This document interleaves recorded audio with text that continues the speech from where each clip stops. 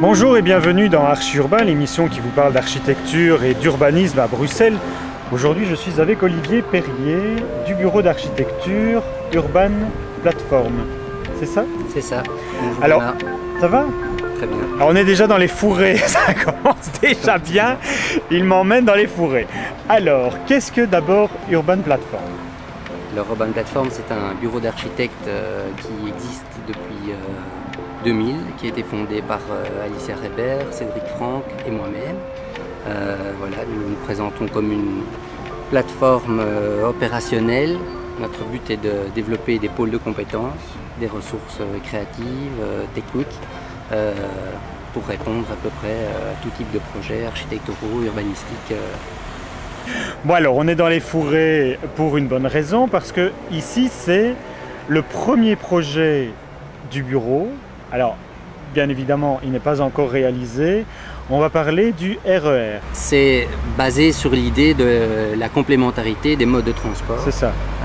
Et en particulier, le fait d'utiliser à un certain moment de son déplacement, dans la pénétration dans la ville, le train, le bus, voilà.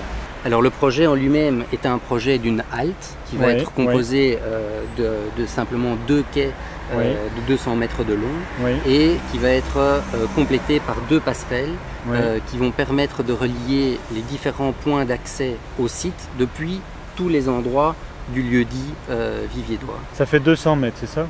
Les quais font 200 mètres. On va voir ça de la rue. Tu vas me montrer ça pour que tu me dises à quoi ça va ressembler. Alors ce qui est intéressant dans les sites comme celui-ci, c'est qu'en réalité le programme qu'on doit aborder est un programme qui est relativement simple. En fait, il y a des quais de 200 mètres et un franchissement de part et d'autre d'une saignée.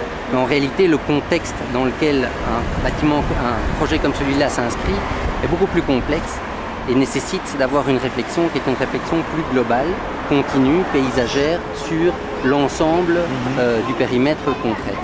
Il y a quelque chose qui est particulièrement intéressant dans le cas d'un endroit comme celui-ci, c'est qu'en fait, ça devient un nœud intermodal. Toute une série de modes de circulation différents qui se connectent au même endroit. Et dans le cas d'un nœud intermodal, ce qui est intéressant, c'est que c'est un endroit qui est généré par des flux, des vitesses et des perceptions qui sont tout à fait différenciées. Et donc, dans ce type d'espace-là, les aménagements urbains ou le projet d'architecture, en réalité, est plus généré par le flux des piétons, le flux des trains, le flux des trams, le flux des bus, le flux des vélos, des rollers, etc. Et là, effectivement, il y a une dimension qui est une dimension qui dépasse le cadre subjectif de l'architecture et qui est assez intéressante à appréhender.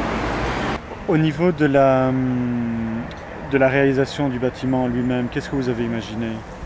Alors nous avons imaginé le projet sous 2 aspects. Le premier aspect est l'aspect de l'ensemble des accès au quai, c'est-à-dire les rampes, les ascenseurs, les escaliers qui vont venir se mettre le long des talus pour pouvoir accéder au quai qui se trouve en contrebas. Et là, nous avons adopté une attitude qui était une attitude très paysagère et dans laquelle nous avons considéré tous ces éléments d'accès comme des incisions à l'intérieur du talus. C'est ça. La deuxième attitude que nous avons eue concerne les passerelles, qui sont des éléments de liaison urbaine plus importants et dans lequel nous sommes partis de la conception d'un réseau de murs qui est un réseau de murs continu qui contient, on va dire, tous les éléments fonctionnels, c'est-à-dire les garde-corps, les poutres pour le franchissement de la saignée, les toitures, les petits édicules qui sont des édicules techniques, les édicules pour les descentes des ascenseurs. Et donc ce réseau de murs est un élément continu que nous avons implanté en fonction de la topographie du site, auquel vient répondre chaque fois un second réseau de murs en miroir, les deux se croisant selon des effets inverses. Et nous avons joué sur une série d'éléments d'obliques, d'inclinaison, afin d'avoir des éléments de glissement, de fluidité qui évoquent l'aspect de mobilité. Également, l'ensemble du projet est un projet qui est recouvert de tôles de zinc, à l'image de l'imaginaire du chemin de fer. Bon, eh bien Olivier, continuons. Alors, où est-ce qu'on va maintenant? Ah, musée. Un musée. Un musée. Un musée. Donc, qu'est-ce qu'on va voir comme musée? Le musée Rue du Mail. de Nous allons d'Yteren. voir une galerie dédiée aux 200 ans d'histoire de la société d'Ytren et que nous avons réceptionnée au mois de mai de l'année passée. Merci. Alors, nous nous trouvons dans la galerie d'Ytren, Oui. qui est un espace d'exposition. C'est un musée. C'est un musée, c'est un espace d'exposition qui relate les 200 ans d'existence de cette société Oui. et qui est un espace d'exposition qui a été réalisé à l'occasion du bicentenaire qui a eu lieu l'année passée. Oui. Et qu'est-ce que tu as fait en fait ici? C'était quoi avant? C'était un parking que tu as rénové en musée ou? Alors effectivement, c'est un bâtiment industriel. Oui. En France, ici, il y a un plateau de 3000 m². On est rue du Mail, du Mail. Rue du Mail, à Ixelles. Oui. Et donc, à l'intérieur de ce plateau, on a essayé d'insérer un projet qui permettait d'exposer eh bien, l'aventure de cette société. On est parti sur le principe d'avoir un bandeau, qui est une ligne du temps, qu'on voit se déployer Oui. au plafond, Tout à fait. qui relate l'ensemble de l'histoire de la société et duquel émanent des courbes basses. Et chacune de ces courbes basses définit une zone, et cette Oui. zone est un grand moment de l'histoire de la société. Et le matériau utilisé pour faire les bandeaux, c'est du bois? Alors, globalement, si on s'arrête ici et qu'on regarde le projet, je crois Oui. qu'il y a quelque chose au pluriel qu'on peut définir. C'est une structure en acier, rivetée, très très contreventée, comme des ailes d'avion du début du siècle. L'ensemble est suspendu avec très peu de points de contreventement et c'est recouvert de panneaux de bois avec un plaquage en noyer américain naturel. Et puis on a le sol qui est un sol en tapis de pierre qui est un rappel par rapport à l'asphalte Oui. et à la route. Non, c'est vrai, c'est vrai. Voilà. Autre chose à dire, Olivier? Non. Pas... Qu'est-ce qu'on va voir maintenant? Alors maintenant nous allons aller voir la place Van Meyel à Etterbeek pour parler de D'une église? d'une église, Ah. d'une chapelle. Allez, c'est tout autre chose qu'un musée, ça. Exactement. Allons-y. C'est un fort beau parc. Hein. Un fort beau parc. C'est une place qui se trouve à Etterbeek, qui s'appelle la place Van Meyel, Oui. qui avait la particularité d'avoir en son centre, sur sa longueur, Oui. une église et qui a dû être démolie il y a une dizaine d'années pour des raisons structurelles.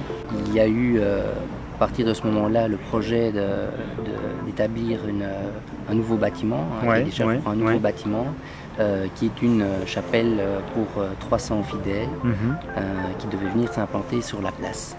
Ce qu'il faut se rendre compte ici, pourquoi est-ce qu'on parle de cette place plus précisément, Oui. c'est que ici l'implantation d'un pôle, de façon générale, l'implantation d'un pôle culturel, un musée, une salle de concert, un bâtiment collectif, une école, une bibliothèque ou un lieu de culte comme celui qui devrait se mettre ici, est un enjeu qui est assez sensible urbanistiquement et socialement. Ça peut réussir, s'intégrer, réussir un métissage social qui est actif, et à l'inverse, ça peut ne pas s'intégrer et créer une fracture fonctionnelle ou une fracture citoyenne qui peut être relativement importante.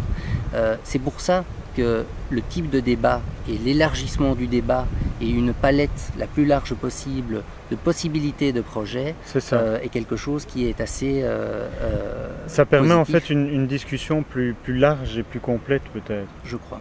Oui. Je crois. Oui. Le projet a essayé de tenir compte de ce contexte urbain et il peut se résumer assez facilement en disant qu'il a pris en considération dans son implantation les flux des avenues et les perspectives depuis ces avenues qui émanent de la ville, qui viennent aboutir sur la place et qui s'enchevêtrent sur la place sous la forme de deux spirales. Ces deux spirales sont donc générées par les flux urbains. Elles viennent s'enrober l'une dans l'autre, elles créent les espaces sacrés et ensuite elle s'élève vers le ciel. Bon, il faut voir que par rapport à l'implantation d'un bâtiment comme celui-ci, dans l'axe d'une chaussée, qu'il y a un rôle de repère qui est assez important et nous étions assez convaincus qu'il fallait avoir une architecture qui était à la fois lisible et signalétique. Donc le clocher, qui est l'aboutissement de ces deux spirales qui s'enroulent l'une sur l'autre, est un élément qui visuellement est assez marqué. Alors c'est une implantation qui est assez simple, qui est très compacte, qui permet de conserver les espaces verts devant, de conserver les espaces verts derrière à la place de la nef existante, et qui prévoit également la création d'une pièce d'eau qui entoure en partie la chapelle dans sa partie est, propre à la méditation. Et je terminerai juste en expliquant cela, en essayant de mettre en valeur quelque chose qui est une particularité de cette architecture, qui est le fait que le bâtiment s'appréhende dans le mouvement. Comme le reste des projets que nous avons vus aujourd'hui, c'est une architecture qui se découvre au fil de la découverte du bâtiment, sous diverses perspectives, et dans lequel les éléments qui peuvent apparaître comme des certitudes sont parfois remis en question, entre autres dans le reflet de l'eau. Olivier, je te remercie pour toutes ces explications qui étaient fort intéressantes. Je souhaite beaucoup de bonheur pour la suite. J'espère que tous ces projets vont se réaliser. Merci pour cette visite et à bientôt. Merci à toi, Emma. Au revoir.